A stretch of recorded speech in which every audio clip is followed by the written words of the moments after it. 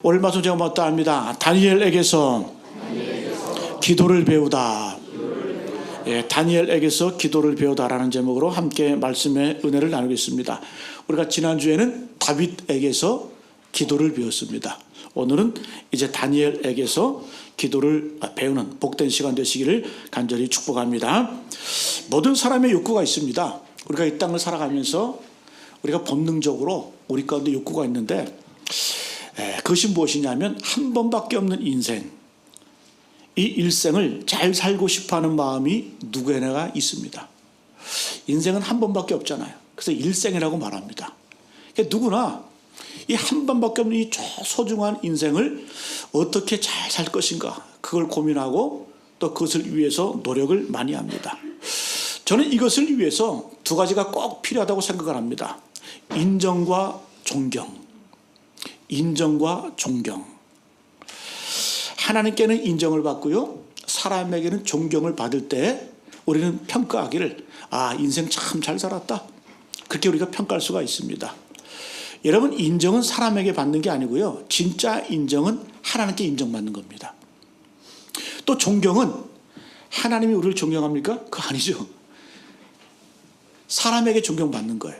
그래서 이 땅을 살아갈 때 우리가 후회 없는 인생, 그래도 보람 있는 인생을 살기 위해서는 하나님께 인정받고요, 그리고 사람에게 존경받는 인생이 참 복된 인생입니다. 우리가 지난주에 살펴본 다윗이 그랬죠, 그죠? 그의 인생 가운데 고난이 참 많았고 역경이 많았는데 기도로 돌파하고 기도로 승리했습니다. 그리고 하나님께 인정받았죠. 그런 내 마음이 아픈 사람이다, 내 마음에 꼭 든 사람이다, 하나님께 인정받은 사람이었어요. 그리고 이스라엘 역사 가운데 가장 위대하게 존경받는 사람이 바로 다윗이죠. 다윗. 근데 우리가 부귀영화는 솔로몬이 다 누렸는데요, 솔로몬을 존경한다는 얘기는 별로 안 하잖아요. 그래서 솔로몬을 부러워할 정도지 그렇게 솔로몬을 존경한다, 그런 말은 잘 쓰지 않습니다. 오히려 다윗이 하나님께 인정받았고요, 다윗도 하나님께, 사람에게 존경받는 그런 모습. 오늘 여러분 다니엘도 마찬가지입니다. 다니엘도 오늘 우리가 다니엘서를 읽어보면, 다니엘도 참 하나님께 인정받은 사람이었고 일평생 사람에게 존경받는 그러한 인물이었다. 여러분, 다니엘은 일평생 쓰임받았습니다. 어려서부터 늙어 죽을 때까지 하나님께 쓰임받았는데요, 역사학자들이 평가하기를 세계 역사 가운데 가장 위대한 정치가를 이야기한다면 두말할 것도 없이 다니엘을 꼽습니다. 다니엘. 왜 다니엘이냐면 이 다니엘이라고 하는 인물은 역사상 이런 인물이 없어요. 이 다니엘은 세 제국, 바벨론, 메데, 파사. 바벨로니아, 그 다음 메데는 메디아 제국이죠, 그죠? 그 다음에 파사는 페르시아. 아니, 세상에 어느 인물이, 바벨론 제국은 지금 이라크 계통이거든요. 그리고 메디아와 그 페르시아는 지금의 그 이란 계열입니다. 인종이 조금 달라요, 이라크하고 이란하고. 그 이란은 아시아라고 치지는 않습니다, 그 인종 자체가. 어쨌든 이 서로 다른 세 제국을 거쳐가면서 그 총리를, 사명을 감당을 했고요, 또 세 제국뿐만 아니라 4명의 왕을 거칩니다. 우리가 잘 아는 이 느부갓네살 왕, 바벨론 느부갓네살 왕, 그 다음에 벨사살 왕, 그 다음에 메데 다리오 왕. 오늘 이 사건은 이 메데 당시에 그 다리오 왕 시대에 있었던 그런 사건을 말합니다. 그리고 마지막으로 고레스, 다리오 왕의 손자인 고레스, 페르시아를 이제 제국의 이름을 바꿨던 페르시아로 그 고레스 왕. 이 고레스 왕이 칙령을 내려서 이스라엘 백성들이 70년의 포로에서 예루살렘을 귀환을 하죠. 그 고레스 왕. 그러니까 이 네 왕, 세 왕조 네 왕을 거쳐가면서 정치가로서 쓰임받았다? 이건 여러분 도저히 상상할 수 없는 그런 일이에요. 나이는 언제부터? 10대 중반부터요 80대까지. 오늘 이 다니엘의 사건은 이제 다니엘이 고령이 되어서 80세에 가까이 되었을 때 그때 일어난 사건들을 소개해주고 있습니다. 그러니까 쉽게 말하면 다니엘은요 10대도 쓰임받았고요, 청년 때도 쓰임받았고요, 장년 때도 쓰임받았고요, 마지막 노년에도 80 넘어서까지 쓰임받은 인물이 바로 다니엘이라는 거예요. 한결같이. 왜 그럴까요? 제가 말씀드린 것처럼 하나님께 인정받는 인생이 있고요, 그 사람에게 존경받는 그러한 인생이었습니다. 심지어 오늘 여러분이 다리오 왕도 다니엘을 존경하잖아요. 26절 27절 우리가 읽지 않았지만 이 사자굴 사건이 끝난 다음에 다리오 왕이 뭐라고 선포합니까? 제가 읽어드릴게요. 내가 이제 조서를 내놓으라. 내 나라 관할 아래에 있는 사람들은 다니엘의 하나님 앞에서 떨며 두려워할지니 그는 살아계시는 하나님이시오 영원히 변하지 않으실 이시며 그의 나라는 멸망하지 아니할 것이요 그의 권세는 무궁할 것이며. 이거 믿음 좋은 사람이 고백한 거 아니에요. 이 다니엘을 아꼈던 다리오 왕이 정말 어쩔 수 없이 이 다니엘을 사자굴 속에 집어넣지만, 그러나 그 사건이 끝난 다음에 다니엘이 살아 돌아오고 난 다음에 하나님을 향해서 이방 왕이 선포하는 내용이 바로 이 말씀이라는 거죠. 그러니까 이 말은 뭐다? 이 다리오 왕조차도 다니엘에게 감동을 받았다. 야, 감동을 받았다는 거. 그래서 이런 고백을 하는 겁니다. 저는 오늘 말씀을 통해서 이 다니엘의 삶의 능력의 비결을 함께 나누고요, 신앙의 아름다운 승리를 거두시는 저와 여러분 되시기를 간절히 축복합니다. 이 다니엘의 능력 있는 삶의 비결이 뭘까요? 첫 번째는 일상의 삶과 일상을 잘 살았고요, 그 다음에 기도 생활을 잘했다는 거예요. 첫 번째는 이 다윗은 일상에서 탁월한 능력을 드러냅니다. 우리가 읽진 않았지만 앞에 3절 보게 되면 6장 3절을 보게 되면 이렇게 말씀하고 있습니다. 6장 3절에 제가 읽어드릴게요. 다니엘은 마음이 민첩하여 총리들과 고관들보다 위에 뛰어나므로 왕이 그를 세워 전국을 다스리고자 한지라. 자, 보세요. 다니엘이 어떻게 전국을 통치했다? 그 비결이 뭐다? 다니엘은 마음이 민첩하여. 다니엘은 마음이 민첩하여. 원문을 보니까 루아흐 야 트라우베 그런 표현인데요.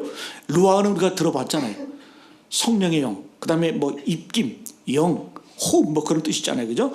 그래서 이걸 종합을 하면 이 민첩하다라는 뜻이 뭐냐면 킹 제임스 버전에는 정확하게 번역을 합니다. Excellent Spirit. 뛰어난 탁월한 영적인 능력을 지녔다. 그래서 이 민첩하다는 의미는 뭐냐? 행동이 재빠르다 그런 의미도 있지만요, 그것보다는 이 다윗은 영적인 능력이 탁월했다. 그러면 이 영적인 탁월함은 누구한테 받을 걸까요? 하나님께 받은 거겠죠. 영어 본문에 보니까 Excellent Spirit in him. 그의 안에 영적인 탁월성이 있었다. 그러면 그 영적은 하늘로부터 부어주신 거라는 거, 하나님이 주신 거라는 거예요.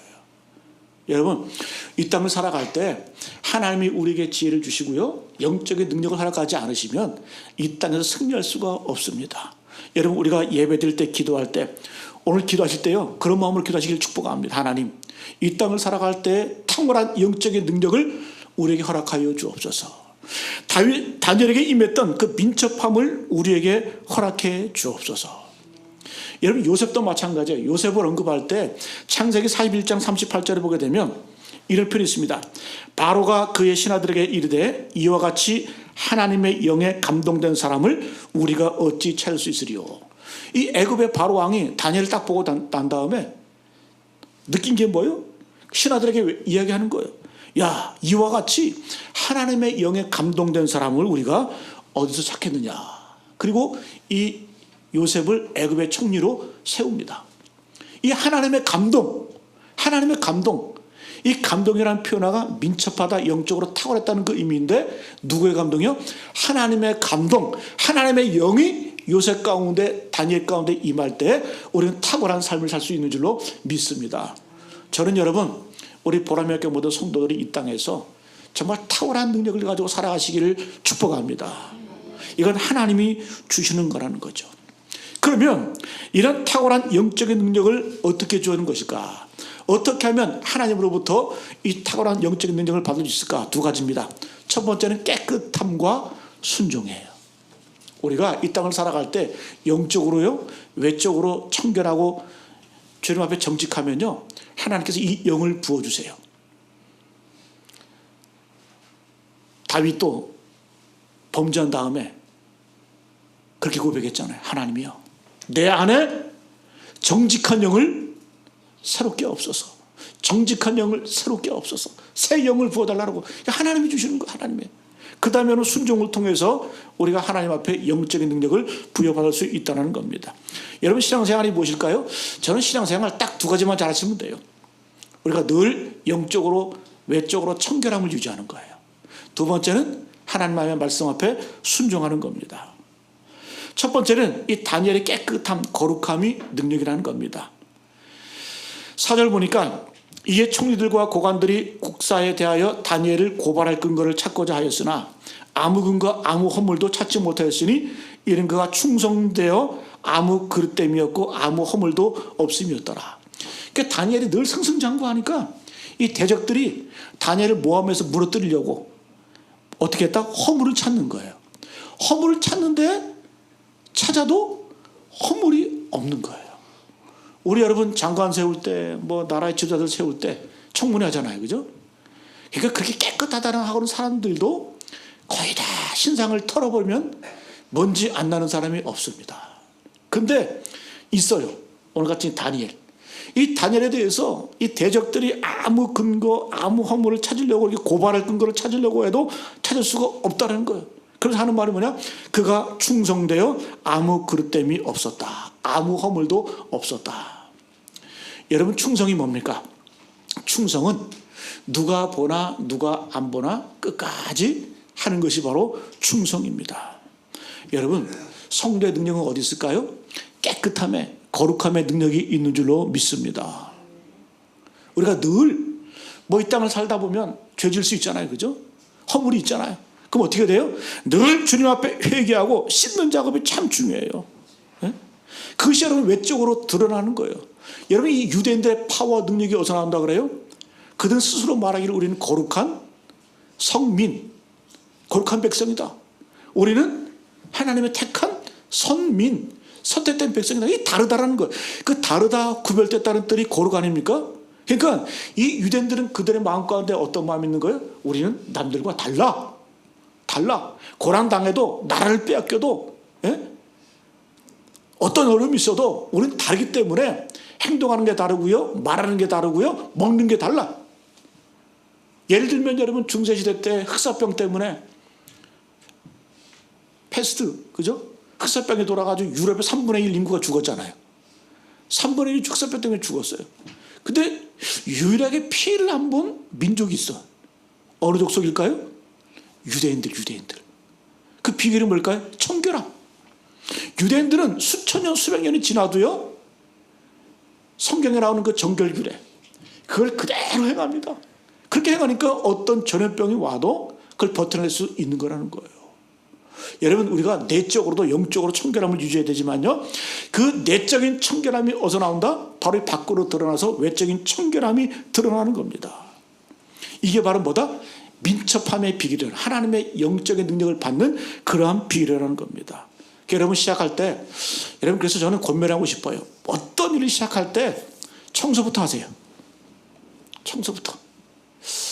아침에 일어나면 최소한 좀 자기 잠자리는 정리하고 나오세요. 아침에 일어날 때 그냥 펼쳐놨던 거 그대로 몸 쏙 들어가서 주무시지 마시고, 집안도 좀 청소하시고, 애들 여러분 공부할 때 공부 잘하는 애들 특징이 뭔지 아세요? 책상이 깨끗해. 저도 반성해서 말씀 준비하면서 제 사무실의 책상 어수선하거든요. 그래서 앞으로는 이 외적으로 좀 책상 정리 좀 잘 해야 되겠다. 잘해야 되겠다. 그래야 정리가 되거든요. 여러분 우리가 숙박업소를 보게 되면 모텔과 호텔의 차이가 뭘까요? 저는 깨끗함이라고 생각합니다. 별이 뭐 5개, 7개 있는 그 호텔, 특급 호텔도 보면요, 사람이 쓰질 않아도요, 예약이 되잖아요? 그럼 시트를 갈아요. 안 써도 시트를 간대. 제가 그렇게 들었어요. 시트를 간대. 그렇게 간대요. 예? 여러분, 근데는 모텔은 안 바꾸잖아요. 요즘은 많이 깨끗한지 모르지만, 예? 어쨌든 여러분 이 깨끗함의 차이가 그 사람들의 문화의 수준을 결정하고요, 어떤 능력을 결정한다는 겁니다. 여러분 우리 인생도 마찬가지예요. 하나님의 영적인 능력을 받는 비결이 뭐라고요? 깨끗함, 청결함. 여러분, 그래서 우리가 늘 기도와 말씀을 통해서 내적으로 영이 깨끗해지고요, 그 내적인 영이 깨끗해짐을 통해서 어떻게 내 삶이 깨끗해지는 겁니다. 여러분, 사람의 매력이 뭘까요? 여러분, 지저분한 사람 매력 있습니까? 대답 좀 해보세요. 더러운 사람 좋아요? 여러분, 사람의 매력은 깨끗함에 있어요. 깨끗함, 단정함에 깨끗함. 뭐 화려한 거 그런 거 둘째 문제고요, 깨끗함에 매력이 있다는 거예요. 여러분, 최고의 선물은 바로 나의 모습, 깨끗한 모습입니다. 저는 예전에 금요기도회, 심야기도회 할 때 보면 뭐 수백 명 막 이렇게 안수할 때도 있었거든요. 막 밤새도록 그때 집에 가서 이렇게 안수할 때 보면 한 수백 명 안수하고 나면 손이 떡이죠. 무스, 뭐 젤, 뭐 그냥 별의별 머리들이 다 있잖아요, 그죠? 근데 막 트라우마가 생겨. 막 나중에 수백 명 안수하고 나면 막 이렇게 손이 떡이져가지고 끈적끈적해. 예? 물론 머리에 뭘 발서 그렇지만 정신적으로 막 힘들어져요. 그래서 우리가 예배 자리 나올 때도 마찬가지고요, 어떤 일을 할 때 내 마음에 있는 것들이 밖으로 표출되는 거거든요. 우리 여러분, 최소한 주일 예배 나올 때는요, 목욕제기하고 나오시길 축복합니다. 이게 뭐다? 하나님을 향한 우리의 마음이에요. 우리의 마음이에요. 새벽에는 힘들다 할지라도 최소한 우리가 주일 예배 나올 때는요, 목욕제기하고 그리고 단정하게 머리에 좀 뭐 좀 이렇게 좀 바르고 단정하게 나. 이게 하나님이 기뻐하시는 거죠. 이런 정성이 있어야 될 거 아니에요? 그래서 여러분, 우리가 이 다니엘의 승리의 비결은 뭐냐? 내적으로 그는 청결했고요, 말씀과 기도로 그는 내적으로 깨끗함을 유지를 했고요, 또 그것이 밖으로 나와서 아무 허물, 아무 고발할 근거를 찾지 못했다. 신상을 아무리 털어봐도 자기 사리사욕 챙긴 것 없고요. 다니엘은 80년 동안 인생을 살아가면서 어떻게 고발합니까? 신앙적인 문제 갖고 접근하잖아요. 그래서 사적으로 집어넣잖아요. 그리고 여러분, 순종. 우리에게 맡겨진 것에 대해서 충성을 다하시길 축복합니다. 충성은 뭐라고요? 변함없이, 흔들림 없이 끝까지 가는 것이 충성입니다. 그리고 충성은 아무로 나를 보지 않을 때, 볼 때나 안 볼 때나 똑같이 하는 것이 충성인 거예요. A.W. 토저는 이렇게 얘기합니다. 성경의 번역이 많은데 최고의 번역이 무엇인가? 바로 크리스천의 삶이다. 성경 번역본들이 많잖아요, 그죠? 근데 최고의 번역서는 뭐냐? 성도들의 삶이라는 거예요. 세상 사람들이 하나님의 말씀 읽습니까? 성경 안 읽잖아요. 그럼 그들은 뭘 통해서 하나님의 말씀을 보게 될까요? 바로 성도의 삶을 통해서 하나님을 보고요, 하나님의 말씀을 본다라는 거예요. 옳은 말이죠. 이 토저가 한 말이 정확합니다. 성경의 번역이 많은데 최고의 번역은 뭐다? 바로 성도들의 삶이 최고의 번역본이라는 거예요. 마태복음 5장 10절 말씀, 잘 아는 말씀이죠. 이와 같이 너희 빛이 사람 앞에 비치게 하여 그들로 너희 착한 행실을 보고 하늘에 계신 너희 아버지께 영광을 돌리게 하라. 우리가 행실이요, 성경이고요, 우리의 행실이 하나님을 볼 수 있는 통로고요, 이 행실을 통해서 믿지 않는 사람들이 하늘 아버지께 영광을 돌리게 된다는 거예요. 다리오가 그랬잖아요. 오늘 다리오가 이 고백들이 어디서 나왔다? 바로 이 다니엘의 깨끗함, 내적 외적인 깨끗함, 그 다음에 철저한 순종, 흔들림 없는 순종을 통해서 하나님의 영이 그에게 임하였고요, 하나님의 쓰임받는 줄로 믿습니다. 이제 좀 더 중요한 문제가 나와요. 우리가 일상에서 기도가 반드시 있어야 하나님의 영적인 능력을 더 느끼게 되는 줄로 믿습니다. 저는 이 다니엘의 기도가 예수님과 너무 닮았어요. 다니엘의 기도가. 예수님도 기도의 습관이 있었잖아요. 습관적으로 기도하셨어요. 이 습관적이라는 단어를 우리가 부정적으로 사용하는데, 이건 여러분, 습관적이라는 표현이 원래 긍정적인 단어죠. 자동으로 예수님도 기도하셨다는 거예요. 누가복음 22장 39절 보게 되면 예수께서 나가서 습관을 따라 감람산에 가심에 제자들도 따라갔더니, 예수님께서 습관을 따라, 그러니까 예수께서 하루 일과를 마치면 자동적으로 감람산에 올라가셔서 기도했다는 거예요. 오늘 다니엘도 마찬가지죠. 여러분, 왕의 조서가 있든 왕의 명령이 있든 어떤 명령이 있든지 그는 오늘 말씀 보니까요, 습관을 따라서 하나님 앞에 기도합니다. 예루살렘을 향해서 창문을 열고 보란듯이 하루에 3번 아침, 점심, 저녁에 하나님을 향해서 기도했다. 저는 이것이 다윗이 롱런한 이유인 줄로 믿습니다. 10대에도 변함없이요, 80대에도 변함없이 그는 어렸을 때에도 기도했고요, 나이 많아서도 기도했다, 기도로 승리했다는 거예요. 여러분, 베드로를 한번 볼까요? 베드로를 보면 기도에 실패하니까 다 실패합니다. 베드로가 호언장담했잖아요. 예수님께서 내가 십자가 달려 죽는다, 그리고 사흘 만에 부활할 것이다. 예수께서 고난당하시고 십자가 달려 죽은 것을 제들에게 말씀하시니까 베드로가 벌떡 일어나서 뭐라고 말해요? 주여, 다 주를 부인할지라도 나는 주님을 부인하지 않겠습니다. 결탄코 주를 버리지 않겠습니다. 결탄코 안 버린다 그러는 거 결탄코 버렸죠. 그죠? 근데 그럼 왜? 여러분, 베드로라는 인물을 한번 볼까요? 베드로라고 하는 인물은 열정이 있었어요. 순수함도 있었어요. 진심도 있었어요. 착함도 있었어요. 그러니까 인간이 성공할 수 있는 그러한 모든 것을 다 갖춘 게 베드로예요. 열정이 있죠, 순박함이 있죠, 진지함이 있죠, 순수함이 있죠.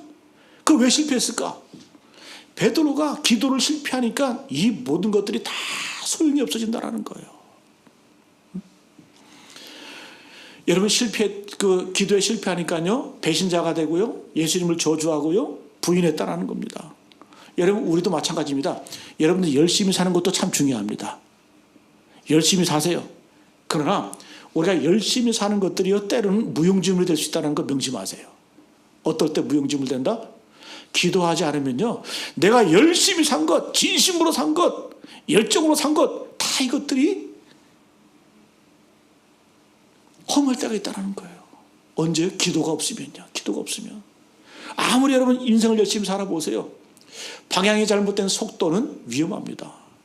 기도가 뭐예요? 기도는 우리 인생의 방향을 결정해 주는 거예요. 때때로 하나님의 인도하심을 받는 그 비결을 말하 기도라는 거예요. 여러분, 제가 그토록 외치는 게 뭡니까? 기도하셔야 인생에서 여러분 하나님의 능력을 경험하고요, 하나님의 백성됨을 살 수 있는 겁니다. 아무리 열심히 살아보세요. 아무리 열심히 진지하게 열정하고 살아보세요. 기도가 없으면 여러분 베드로처럼 실패할 수밖에 없다는 거예요. 여러분, 다니엘은 시작부터 여러분 기도를 합니다. 10절 우리 같이 한번 해볼까요? 다니엘의 기도 10절 말씀 시작. 다니엘이 이 조서에 왕의 도장이 찍힌 것을 알고도 자기 집에 돌아가서는 윗방에 올라가 예루살렘으로 향한 창문을 열고 전에 하던 대로 하루 3번씩 무릎을 꿇고 기도하며 그의 하나님께 감사하였더라. 이것이 다니엘의 기도. 이 말씀을 통해서 우리가 어떻게 기도해야 될 것인지를 함께 배우기를 원합니다. 어떻게 기도했냐? 하루 3번씩 무릎을 꿇고 기도했다. 예루살렘을 향해서 창문을 열고 기도했다는 것, 무릎을 꿇었다. 우리가 여러분 기도할 때 무릎 꿇는 게 많을 것 같지만요, 무릎 꿇는 경우가 별로 많지 않아요. 신약성경을 잘 들여다보시면요, 예수님 앞에 무릎 꿇은 사람은 딱 2명밖에 없어요. 성경에 기록된 사람 가운데. 물론 기록되지 않은 많은 분들이 무릎 꿇었겠지만요, 성경에 기록된 예수님께 무릎 꿇은 사람은 딱 2명밖에 나오지 않습니다. 첫 번째는 누구냐? 회당장 야이로. 자기 딸, 회당장은 그 당시에 회당을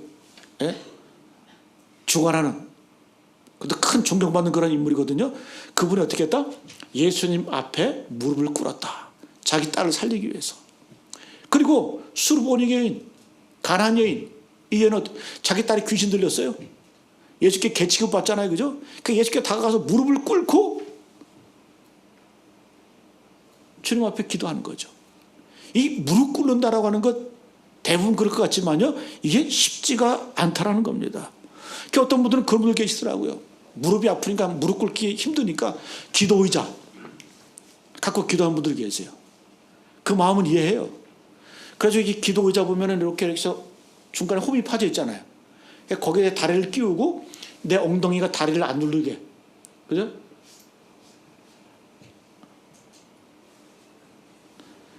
그렇게까지 해야 되나? 그냥 무릎 꿇으면 되지. 예전에 참 웃긴 거 참 봤어요. 고난주간에 보면 막 어떤 분들 막 광장에서 십자가 끌고 막 그런 일들 하잖아요, 그죠? 예수님의 고난을 체험한다고. 근데 잘 들여다보니까 십자가 그 밑에 바퀴가 달려있더라고. 이제 차라리 하지 말든가. 여러분, 십자가는 끌고 다니는 거 아니에요. 십자가는 지고 다니는 거지. 차라리 그러면 하지 마. 왜 그렇게 비웃음 삽니까? 세상 사람들한테. 예?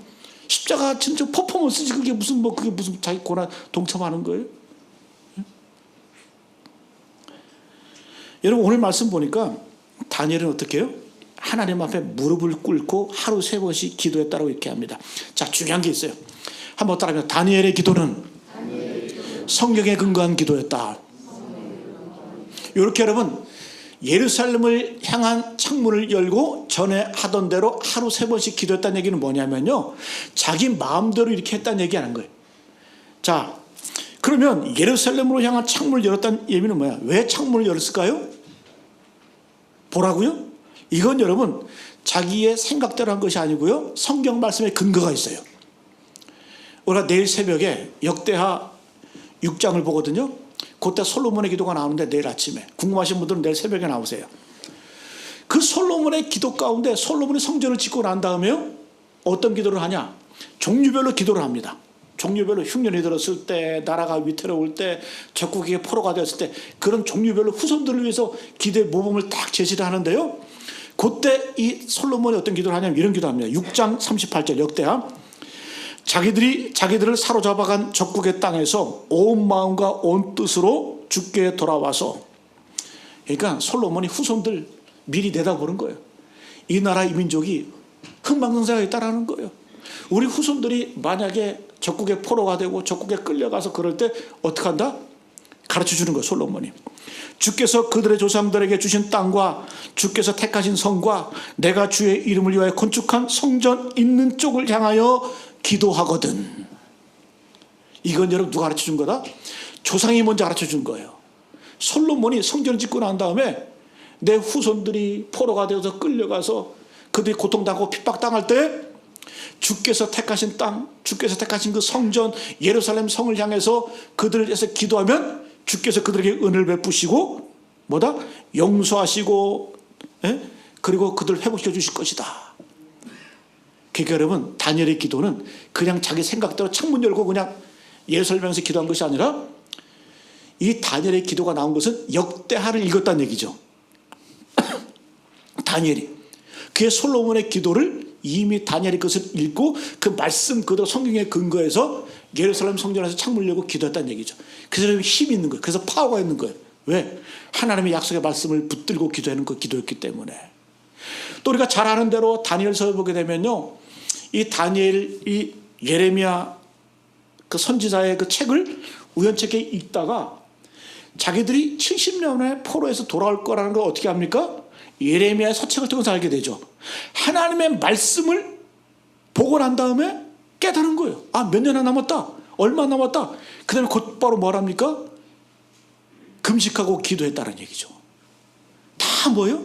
다니엘의 기도는 그냥 기도한 것이 아니라 예레미야를 읽고요, 그가 우리 포로 생활이 끝날 것이다.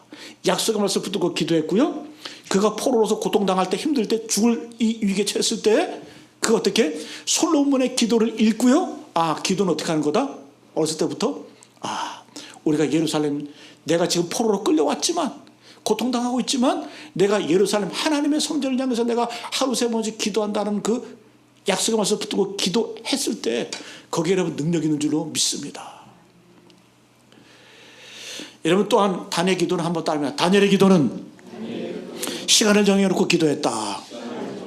여러분, 이게 참 중요한 겁니다. 시간을 정해놓고 기도하세요. 내가 기도에 타임이 있어야 돼요.